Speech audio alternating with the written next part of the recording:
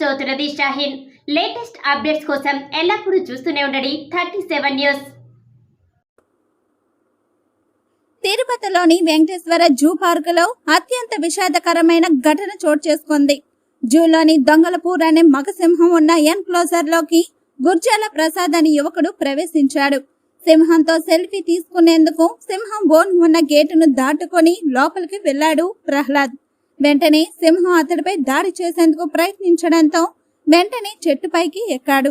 అక్కడి నుంచి కిందకు పడడంతో ప్రహ్లాద్ ఒంటిపై ఉన్న ప్యాంటు షర్టును లాగేసి మెడ భాగాన దాడి చేసింది సింహం.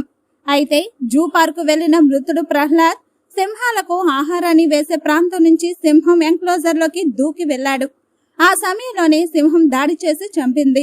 ఈ ఘటనతో జూలోకి సందర్శకులను అనుమతించడం లేదు. తిరుపతి ఆధ్యాత్మిక నగరం మాత్రమే కాదు, పర్యాటక ప్రాంతంగా కూడా పేరు గడించింది.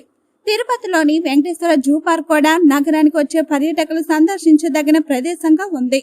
ఇక్కడ ఉదయం 8 గంటల నుండి సాయంత్రం 5 గంటల 30 నిమిషాల వరకు సందర్శకులకు అనుమతిస్తారు.